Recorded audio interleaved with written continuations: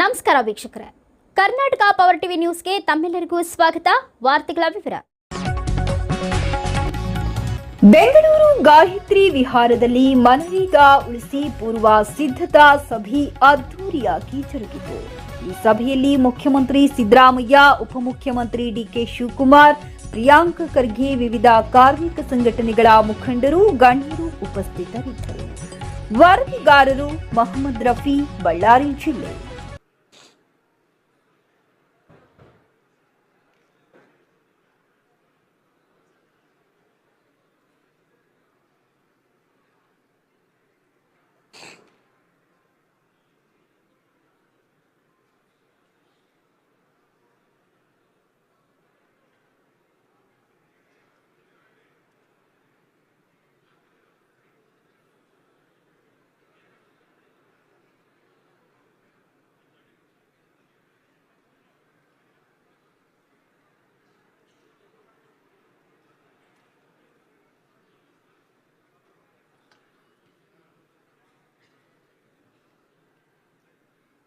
Right.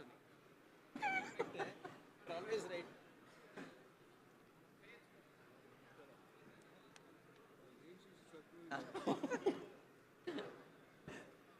ಮತ್ತೊಮ್ಮೆ ತಮ್ಮೆಲ್ಲರ ಪರವಾಗಿ ಮಾನ್ಯ ಮುಖ್ಯಮಂತ್ರಿಗಳಿಗೆ ಸ್ವಾಗತವನ್ನು ಕೋರ್ತಾ ಇದ್ದೀನಿ.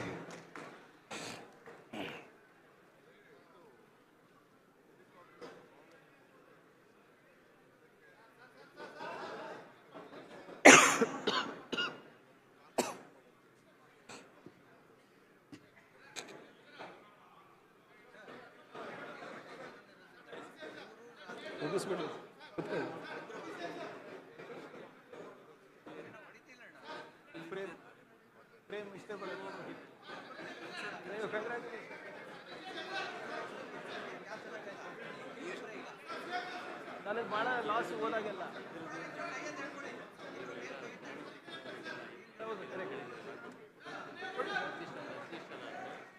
ಹೌದು ನೀವು ಬೇಗ ಕೊಡ್ತೀವಿ ಸರ್. ಸ್ಪೆಂಡಿಂಗ್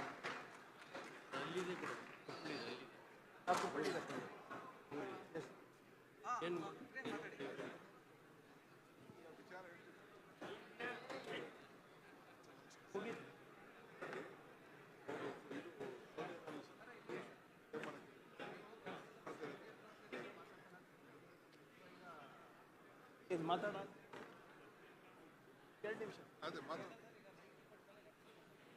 ಮುಂದುವರಿತ ಸ್ನೇಹಿತರೆ, ಕೊನೆಯದಾಗಿ ನಾನು ಹೇಳ್ದಂಗೆ ಇದು ಈ ವಿ ಗ್ರಾಮ್ಜಿ ಆ್ಯಕ್ಟ್ ಏನಿದೆ ಇದು ಜೀವನೋಪಾಯದ ವಿರುದ್ಧ ಇದೆ. ಪಂಚಾಯತ್ ಅಧಿಕಾರಗಳನ್ನು ಕಸ್ಕೊಳ್ಳುವ ಒಂದು ಹುನ್ನಾರ ಇದೆ. ಮಹಿಳೆಯರಿಗೆ So, ಇದು clear violation of Article 258 also. It is also a clear trampling on the authority of Article 280. Article 280 ನಲ್ಲಿ ಏನಿದೆ ಅಂದರೆ, it speaks about the constitution of the Finance Commission. ಇಲ್ಲಿ ನಮ್ಮ ಕುಮಾರ್ ನಾಯಕ್ ಅವರಿಗೆ ಗೊತ್ತಿದೆ, ಫೈನಾನ್ಸ್ ಕಮಿಷನ್ ಅವರು ಏನು ಮಾಡಬೇಕು, ಫೈನಾನ್ಸ್ ಕಮಿಷನ್ನು ಎಲ್ಲ ರಾಜ್ಯದ ಜೊತೆ ಕನ್ಸಲ್ಟೇಷನ್ ಮಾಡಿ ನಮ್ಮ ಪಂಚಾಯತ್ನಲ್ಲಿರ್ಬೋದು, ಅರ್ಬನ್ ಲೋಕಲ್ ಬಾಡೀಸಲ್ಲಿರ್ಬೋದು, ಅಥವಾ ಸರ್ಕಾರದಲ್ಲಿರ್ಬೋದು, ನಮ್ಮ ಸಂಪನ್ಮೂಲ, ಆರ್ಥಿಕ ಸಂಪನ್ಮೂಲ ಎಷ್ಟಿದೆ, ನಾವು ತೆರಿಗೆ ಎಷ್ಟು ಕಟ್ತಾ ಇದ್ದೀವಿ, ನಾವು GST ಎಷ್ಟು ಕಟ್ತಾ ಇದ್ದೀವಿ, ಇವೆಲ್ಲನೂ ಕೂಡ ಕ್ರೋಢೀಕರಿಸಿ ನಮಗೆ ಎಷ್ಟು ಬರಬೇಕು ಕೇಂದ್ರ ಸರ್ಕಾರದಿಂದ ಅಂತ ಅವ್ರು ನಿಗದಿ ಮಾಡ್ತಾರೆ. ಕರೆಕ್ಟಾ ಸರ್? ಆಮೇಲೆ ಕೇಂದ್ರ ಪುರಸ್ಕೃತ ಯಾವುದೇ ಯೋಜನೆ ಇದ್ರೂ ಕೂಡ ಅವರು ನಮಗೆ ತಿಳಿಸ್ಬೇಕು, ಇಂಥ ಒಂದು ಯೋಜನೆ ಬರ್ತಾ ಇದೆ, ಈ ಯೋಜನೆಗೆ ತಕ್ಕಂಗೆ ನೀವು ನಿಮ್ಮ ಆಯವ್ಯಯನ ನೀವು ಮಾಡ್ಕೋಬೇಕು ಅಂತ. ಫೈನಾನ್ಸ್ ಕಮಿಷನ್ ಅವರು ರಾಜ್ಯ ಸರ್ಕಾರ ಜೊತೆ ಕನ್ಸಲ್ಟೇಷನ್ ಮಾಡಬೇಕಾದ್ರೆ ಈ ಅಂಶಗಳು ಏನು ಹೇಳಿಲ್ಲ. ಅವರ ರಿಪೋರ್ಟು 3-4 ತಿಂಗಳ ಹಿಂದೆನೇ ಅವರು ಕೇಂದ್ರ ಸರ್ಕಾರಕ್ಕೆ ಕೊಟ್ಟಿದ್ದಾರೆ. ಕೇಂದ್ರ ಸರ್ಕಾರ ಕೊಟ್ಟಾದ್ಮೇಲೆ 4 ತಿಂಗಳು ಆದ್ಮೇಲೆ ಈ ಬಿಲ್ಲು ಪಾರ್ಲಿಮೆಂಟ್ನಲ್ಲಿ 2 ದಿನದಲ್ಲಿ ಜಾರಿಗೆ ಬರುತ್ತೆ ಅಂದರೆ ಈ ಸರ್ಕಾರದ ಉದ್ದೇಶ ಏನು ಅಂತ ತಾವು ತಿಳ್ಕೋಬಹುದಾಗಿದೆ. ಆದ್ರಿಂದ ನಾವು ಹೇಳ್ದಂಗೆ ಇದು article 21, article 258 and article 280 clear violation ಆಗಿದೆ. ಸಂವಿಧಾನದ ಹಕ್ಕುಗಳನ್ನ ರಾಜ್ಯ ಸರ್ಕಾರದಿಂದ ಕಿತ್ಕೊಳ್ಳುವ ಷಡ್ಯಂತ್ರ ಇವತ್ತು ಮೋದಿ ಸರ್ಕಾರ ಮಾಡ್ತಾ ಇದೆ. ಇದರ ವಿರುದ್ಧ ನಾವೆಲ್ಲರೂ ಹೋರಾಟ ಮಾಡಲೇಬೇಕು ಅಂತ ತಮ್ಮ ಹತ್ರ ಆಗ್ರಹಿಸ್ತಾ ಇದ್ದೀನಿ.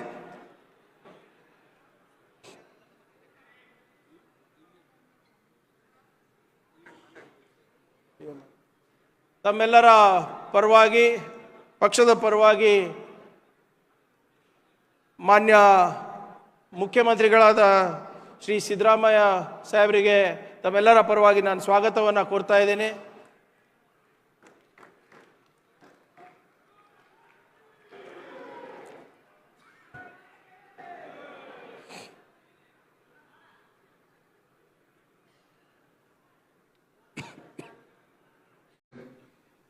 ರೈಟ್ ಟು ಇನ್ಫಾರ್ಮೇಶನ್ ಅದನ್ನಾಯಿತು, ರೈಟ್ ಟು ಎಜುಕೇಶನ್ ಆಯಿತು, ಫಾರೆಸ್ಟ್ನಲ್ಲಿ ಡ್ವೆಲ್ಲರ್ಸ್ ಇದ್ದಾರಲ್ಲ ಅವರ ಫಾರೆಸ್ಟ್ ಮೇಲಿನ ಹಕ್ಕನ್ನ ಮಾಡ್ತಕ್ಕಂಥ ಕೆಲಸವನ್ನು ಮಾಡಿದ್ರು.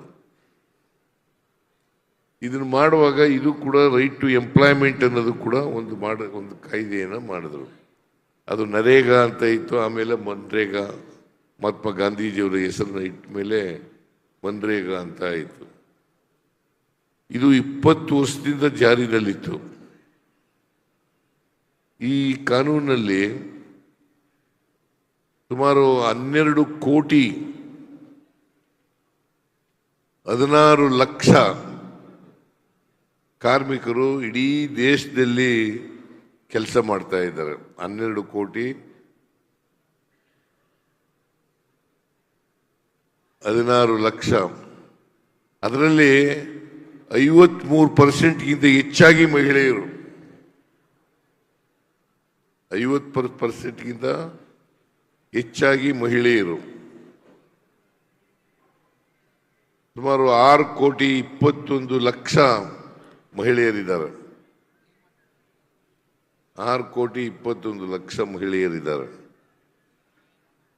ಉದ್ದೇಶ ಏನಪ್ಪಾ ಅಂತಂದ್ರೆ,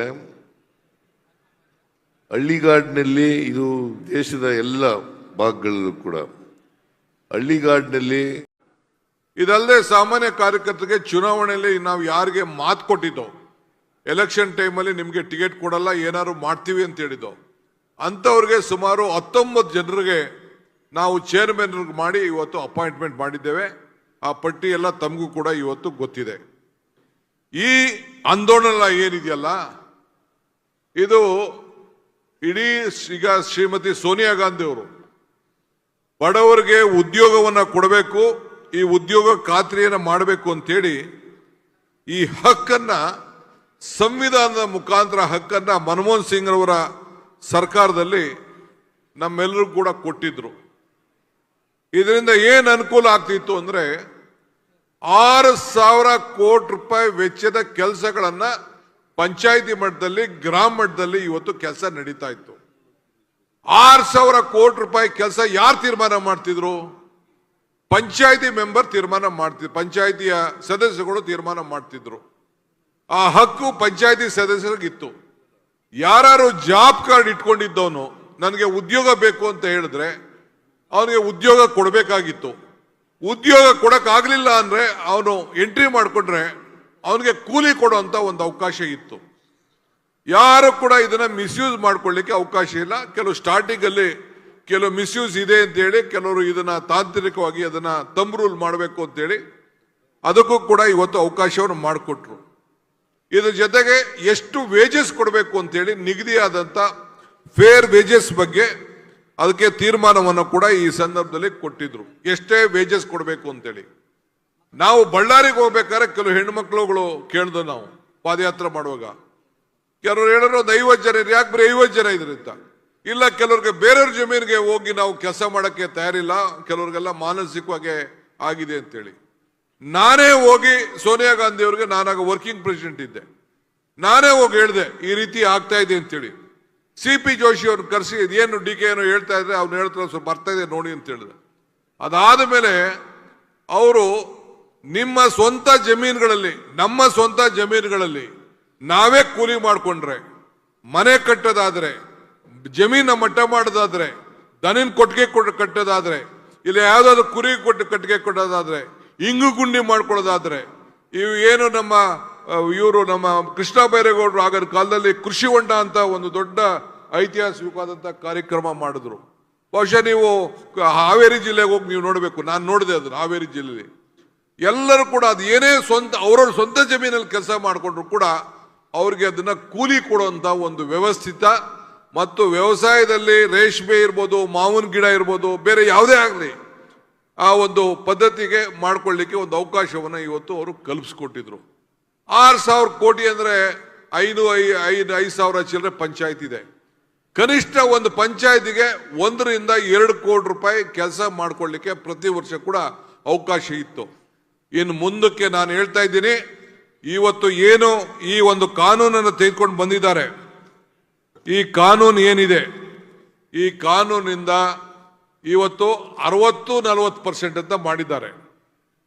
ಇದು ಈ ತೀರ್ಮಾನ ಮಾಡೋಂಥದ್ದು ಈಗ ಪ್ರಿಯಾಂಕಾ ಖರ್ಗೆ ಅವರು ಹೇಳ್ದಂಗೆ ಪಂಚಾಯತಿಗಳು ತೀರ್ಮಾನ ಮಾಡೋದಿಲ್ಲ, ಈಗ ದೆಹಲಿಯಿಂದ ತೀರ್ಮಾನ ಮಾಡ್ತಾರಂತೆ ಯಾವ ರೀತಿ ಮಾಡಬೇಕು ಅಂತೇಳಿ. ಸೊ ಇದಕ್ಕೆ ಮುಂದಕ್ಕೆ ಬಿಜೆಪಿ ರಾಜ್ಯದ ಸರ್ಕಾರಗಳಲ್ಲೂ ಕೂಡ ಯಾವ ಕಾರಣಕ್ಕೂ ಇದನ್ನ ಅನುಷ್ಠಾನ ತರಲಿಕ್ಕೆ ಸಾಧ್ಯ ಇಲ್ಲ. ನಾನು ಹೇಳ್ತೀನಿ, ಅವ್ರು ಎಷ್ಟೇ ಪ್ರಯೋಗ ಮಾಡಲಿ, ಈಗಾಗಲೇ ಚಂದ್ರಬಾಬು ನಾಯ್ಡು ಅವರು ಇದು ಸಾಧ್ಯ ಇಲ್ಲ ಅನ್ನೋದು ಕೂಡ ಈಗಾಗಲೇ ಅವರು ಹೇಳಿದ್ದಾರೆ ಅಂತ ಎಲ್ಲೋ ನಾನು ಮಾಧ್ಯಮದಲ್ಲಿ ನಾನು ಇದನ್ನ ಗಮನಿಸಿದ್ದೆ. ನಾನು ಇವತ್ತು ಇದನ್ನ 90% ವೇಜಸ್ ಅನ್ನ ಅವರೇ ಕೊಡ್ತಾ ಇದ್ರು. ಕೆಲವು ಇನ್ಫ್ರಾಸ್ಟ್ರಕ್ಚರ್, ಕೆಲವು ಸಿಮೆಂಟು, ಕಬ್ಬಣ, ಅವು ಇವು ಇತ್ತು ಅಂತಂದ್ರೆ 75-25% ಇತ್ತು. ಈಗ ಅದನ್ನ 60-40 ಅಂತ ಮಾಡಿ 125 ದಿನಕ್ಕೆ ಅಂತ ಹೇರಿಸಿದ್ದಾರೆ. 125 ಜೊತೆಗೆ 100 ದಿನದ ಜೊತೆಗೆ ಬರಗಾಲದಲ್ಲಿ 150 ದಿನ ಕೊಡುವಂತ ಅವಕಾಶ ಇತ್ತು. ಕೋವಿಡ್ ಅಲ್ಲಿ 50 ದಿನ ಎಕ್ಸ್ಟ್ರಾ ಕೊಡುವಂತ ಅವಕಾಶ ಇತ್ತು. ಅದು ಯಾವುದು ಕೂಡ ಅವರು ಮಾಡಲಿಲ್ಲ. ಅದಲ್ಲದೆ ಮಹಾತ್ಮ ಗಾಂಧೀಜಿ ಅವರ ಹೆಸರನ್ನ ನಾವು ಇಟ್ಟಿದ್ದೋ, ಅವರು ಮಹಾತ್ಮ ಗಾಂಧಿ ಹೆಸರು ಇಟ್ಬಿಟ್ಟು ಅದನ್ನ ಬೇರೆ ಅದು ಸ್ಕೀಮೇ ಹೋಯ್ತು ಬಿಡಿ. ಸ್ಕೀಮ್ ಯಾವ ಕಾರಣಕ್ಕೂ ಬರ್ಲಿಕ್ಕೆ ಸಾಧ್ಯ ಇಲ್ಲ. 1 ಕೋಟಿ ರೂಪಾಯಿಂದ 2 ಕೋಟಿ ರೂಪಾಯಿ.